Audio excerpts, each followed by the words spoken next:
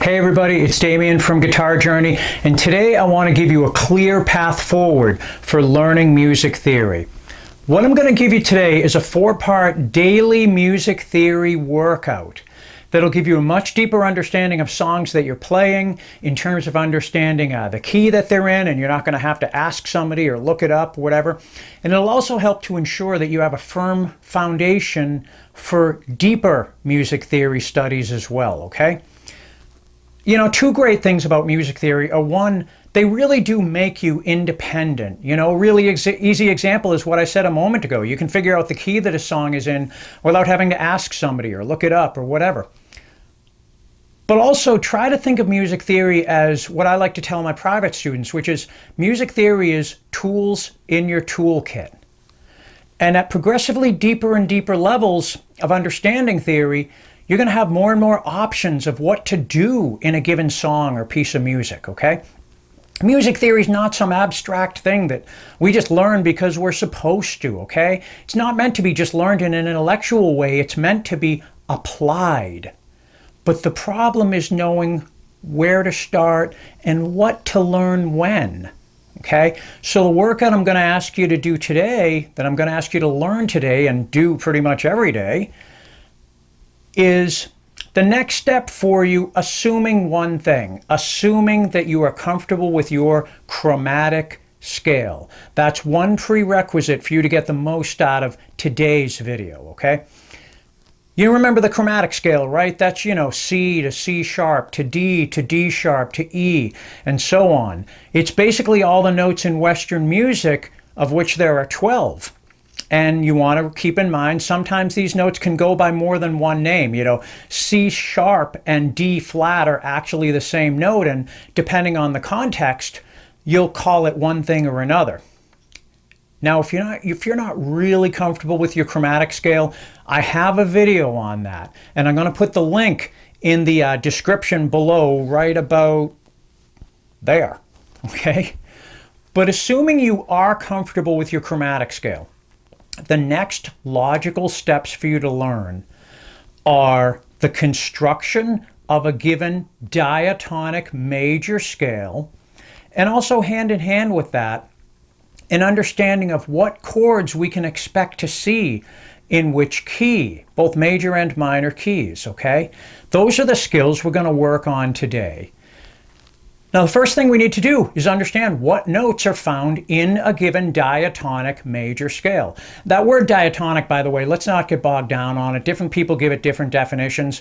All we mean here in this video is the notes that you find in a key, the notes that are correct for that particular key. Nothing more than that right now.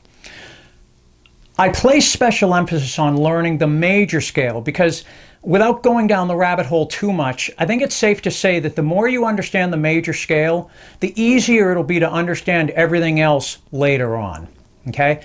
Now, the formula that we're going to use to find a major scale or craft a major scale is like this. We're going to say whole step, half step, whole step, whole step, whole step, half step, okay? Now, once again, if you're familiar with the chromatic scale, you should already know that a whole step equals 2 little places along the chromatic scale, 2 little ticks along the chromatic scale, whereas what we call a half step is just 1 place, okay? And on guitar, a whole step is 2 frets, while a half step is 1 fret. So again, the formula we're going to use today, whole step, half step, whole step, whole step, whole step, half step. So what we're going to do is we're going to pick a starting note, and we're going to call that starting note our root note, okay? Our home base note, our starting note, it's our root note, okay? From that root note, we're going to move a whole step, and then another whole step, and then a half step, then another whole step, another whole step, another whole step, and finally one last half step, okay? Let's do an example right now, okay? So remember, first thing we got to do is pick a starting note, a root note. And in this case, I'm going to pick a C note, okay? And if we're following our chromatic scale, remember, a whole step from C brings us to D. And another whole step, this time from D, brings us to E. But now it's time for us to use that half step. And a half step from E brings us to F. A whole step from F brings us to G. Then another whole step from G brings us to A. Another whole step, our last whole step, brings us from A to B, and the final half step brings us from B to C, which is actually the note that we started on, our root note, remember.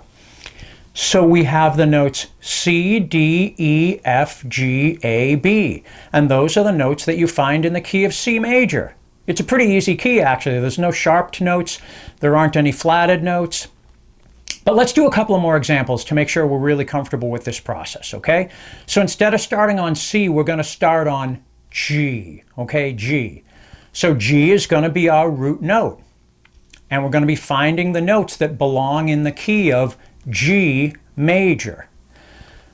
Well, whole step from G brings us to A. And then another whole step, this time from A, brings us to B. Now it's time for that half step, and that half step brings us from B to C. Okay, now we got 3 whole steps in a row, remember that? So from C, a whole step brings us to D. A whole step from D brings us to E, and a whole step from E brings us to F sharp.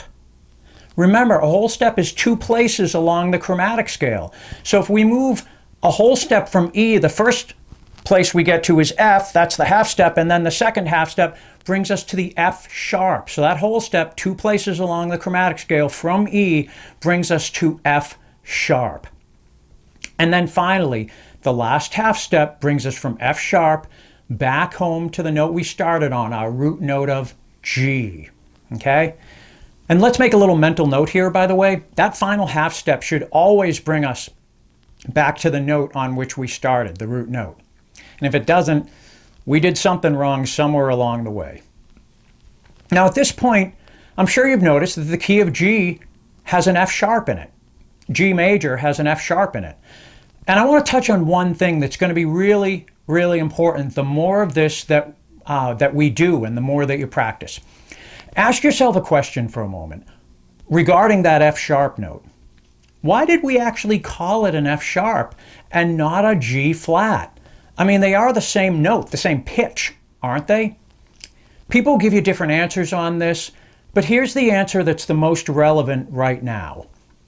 When we're figuring out the notes in a given key, and we're applying our whole step, half step, whole step, half step formula, we're required to name each letter of the musical alphabet once and only once. I'll say that again. In figuring out the notes in a given key, we have to name each letter of the musical alphabet once and only once. Now, of course, we understand the musical alphabet consists of the letters A, B, C, D, E, F, G, right? We know that. And some of those notes might be sharp, some of them might be flatted, but the bottom line is the letters you're going to see are going to be A, B, C, D, E, F, G, one way or the other. So looking back at the key of G major, if we had called that F sharp note a G flat, well then we would have 2 G notes, G natural and G flat, and there would be no F note at all. And that's not acceptable in terms of the agreed upon rules of music theory. All right, let's do one more example to kind of clarify that idea. Let's apply our formula to a starting note, a root note of F, okay? So a whole step from F brings us to G. A whole step from G brings us to A. And now it's time for that first half step, and ask yourself, what should we call that next note, that note that is a half step above A? We're going to call it B flat. And if you were tempted to call it A sharp, try to remind yourself that we've already had an A note, so we cannot use the letter A again. So instead we're going to call it B flat, as we said. And now it's time for those 3 whole steps. A whole step above B flat is C. A whole step from C brings us to D.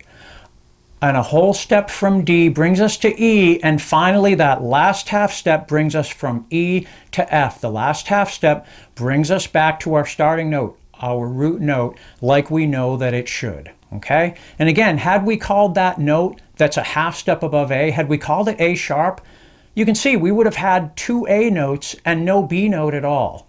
And that would have violated the rule that we just talked about, that we have to name each letter of the musical alphabet once and only once, okay? So that's our method for finding out the notes that are in a given major key, okay? But let's take things a step further and ask ourselves that if we can know the notes that are in a key, can we also find out the chords that belong in that key? And the answer is yes, we can. And here's how. The first thing we do, we list the notes that we found in the key. So let's go back to G major, okay? G major. We figured that out a couple of minutes ago. Remember, G major consists of G, A, B, C, D, E, and F sharp, okay? We list the notes in order like that. And as it happens, we can build a chord off each of these individual notes. And kind of similar to how we applied our whole step, half step, whole step, half step formula, we're going to apply another formula to figure out the chords in any given key.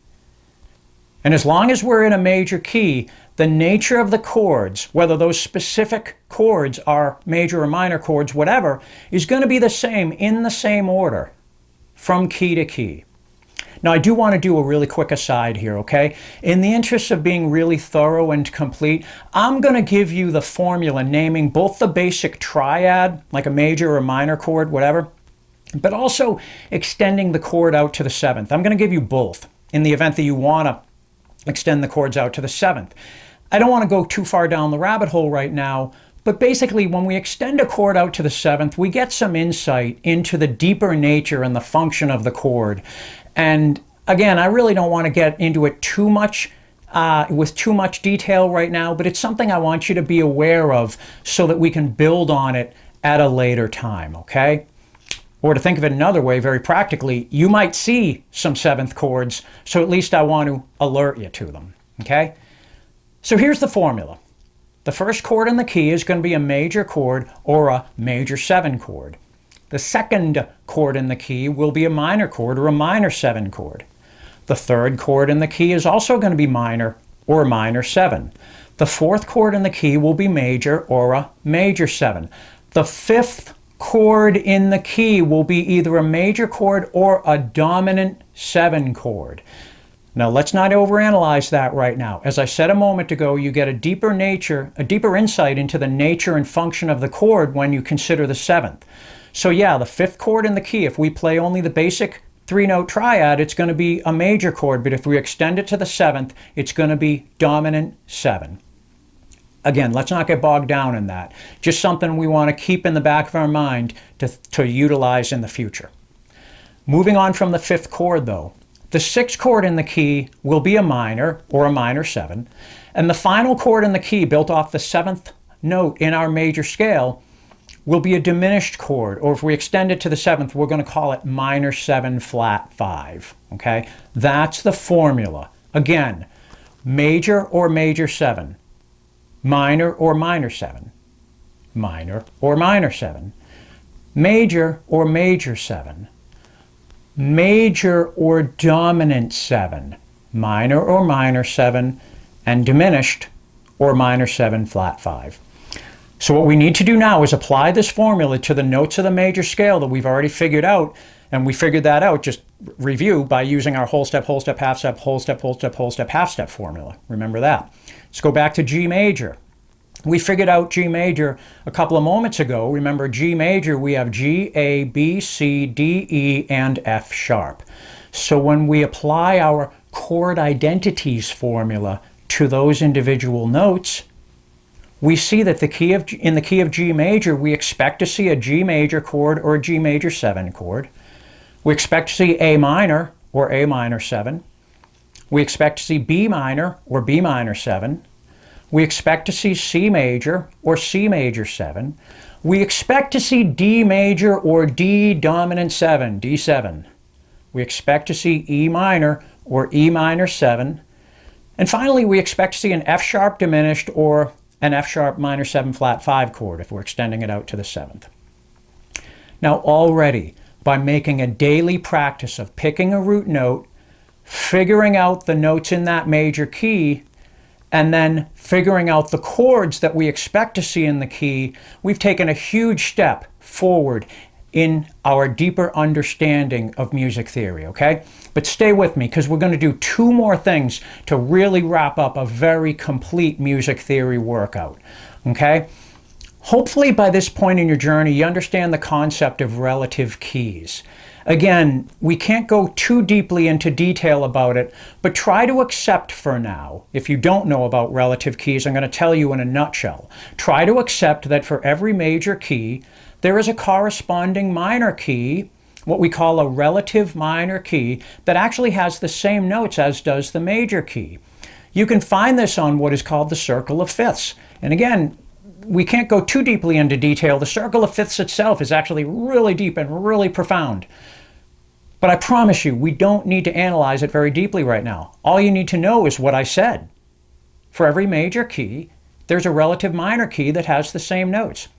And you can find that so-called relative minor by looking at the circle of fifths. So with that in mind, here's the next step of our daily theory workout. So far, we've figured out the notes in a major key, and we've also figured out the chords that we expect to see in that key. And now, for the sake of completeness, we're going to figure out the notes and the chords that we expect to see in the relative minor of that key that we started with. And basically, with one little exception, they're actually going to be identical. That's only logical. If the notes are the same, we should expect the chords to be built the same as well, because the chords are constructed out of the notes in that key. So let's start with our G major example that we've been working on. If we look at the circle of fifths, we see that what is called the relative minor of G major is E minor. And so E minor will have the same notes as G major. But we're going to list them in order starting from the E note rather than from the G note. So from that E note, we're going to say that E minor has the notes E, F sharp, G, A, B, C, and D. Again, that's the same notes as G major. We just started on the E is all. Now here's a quick aside. Again, feel free to ignore this. Really, feel free to ignore it. Some of you might be wondering, is there a formula using, whole steps and half steps that gives me the notes of a minor key? The answer is yes, there absolutely is, but we're not going to talk about it today. And the reason we're not going to talk about it is because I actually think it's both simpler and actually more useful, a deeper level of knowledge, to relate everything to the major key rather than trying to figure out the minor key in isolation. Trying to figure out the minor key without thinking of the major key first. And I totally understand. Some people might not agree with me on that approach. That's okay. But I find that this approach, focusing on the major key, then getting the minor key, the relative minor key, does work really well for a lot of people, okay? Anyways, don't worry if you weren't so comfortable with that last discussion. It's just not that critical, okay? What we're doing right now is looking at the notes of E minor, the relative minor of G major. And because E minor is relative to G major, that means it has the same notes. And like I said a moment ago, those notes starting with the E are going to be E, F sharp, G, A, B, C, and D. And what we're going to do now is we're going to ask ourselves what chords we expect to see in the key of E minor. And just like we did with G major, I'm going to list the chord for you both as a triad, major, minor, whatever, and also as a seventh chord, so we can get that window into the deeper nature and the function of the chord, as I like to put it. The chords that I'm expecting to see in order are going to be minor or minor 7, diminished or minor 7 flat 5, major or major 7, minor or minor 7, minor or major or minor 7 or dominant 7. Okay, let's not get too flustered here. Please trust me on this. In a minor key, you'll see that the fifth chord really can be either minor or major. The traditional viewpoint is that it's going to be major or dominant 7. but it can be minor or minor 7. You'll see that in a lot of folk music, frankly. There's a lot of different reasons, different theory avenues we can go down, but let's not get bogged down in the details. Our goal right now is just to name the chords we expect to see in a given key. So just try to have it in the back of your mind that in a minor key, the 5th chord is going to, really it can be either minor or minor 7, or major or dominant 7. Anyways, moving forward, after that, the 6th chord in the key is going to be major or major 7, and the 7th chord in the key is going to be major or actually another dominant 7. Now applying that to the key of E minor, okay? We expect to see an E minor or an E minor 7 chord. We expect to see an F sharp diminished or an F sharp minor 7 flat 5 chord. We expect to see a G major or a G major 7. We expect to see an A minor or an A minor 7. And now that we're at the 5th chord in the key, like we said a moment ago, things get a little weird. We might see a B minor or a B minor 7 chord. We might see a B major chord. We might see a B dominant 7 chord. We just need to be aware that these are all possibilities. Finishing up the key of E minor, the 6th chord in the key, we expect to see a C major or a C major 7 chord. And finally, we expect to see a D major chord or a D dominant 7 chord. Honestly, you probably won't see the dominant 7 chord, the D dominant 7 chord in E minor all that often, but it's worth mentioning, okay? And just like that, we've done all we need to do today. So let's review and wrap up, all right? Your daily theory workout is going to consist of 4 steps. You're going to pick a root note, and then, step 1, you're going to figure out the notes in that major key by using your whole step, half step, whole step, half step formula. Step 2, you're going to figure out what chords you expect to see in that key using the formula that I gave you earlier. Remember, major, minor, minor, that one. Okay? Step 3, you're going to look at the circle of fifths and figure out what is the relative minor key of whatever major key you were just working on. And you're going to remind yourself that that relative minor key will have the same individual notes as the major key. And finally, step 4 is you're going to figure out the chords that you might expect to see in that relative minor key, keeping in mind, there's a certain amount of weirdness dealing with the 5th chord in that minor key. If you do this every day, you'll find that it takes you, depending on how comfortable you are with the process, anywhere between 5 and 15 minutes. And that is an incredibly well spent 5 to 15 minutes, okay? This daily practice will give you the ability, once you're really comfortable with it, to look at a song and just know what key that song is in. It'll give you the ability to play scales all over the neck without relying on specific individual scale fingering positions. It'll flat out give you a much better command and understanding of the songs that you're playing or the pieces of music that you're playing. And ultimately, having a real understanding, having a deep understanding, a real sense of command over our material, that's a great place to be. And one final point, by the way. Once you get the hang of this, I recommend you try doing it all in your head instead of looking down at your fretboard or jotting things down on paper or whatever. Okay? Doing it all in your head will go a lot further to really program everything more deeply into you so that this information is just second nature. It's just right there when you need it, okay? That's it for today, all right? I really hope this has been useful. Thank you for watching. I know today might be pretty challenging, but I promise you, it's worth it. Anyways, if you don't mind, please hit the subscribe button, okay? I'm continuing to put tons of new content here all the time, and I would really love to have you along for the journey, okay? And finally, please leave a comment. I always like to point out that even if we don't agree with each other, even if you disagree with me, please leave a comment anyways, and we can all learn from each other, and that'll enrich all of our respective guitar journeys, okay? Thanks so much. Have a great day.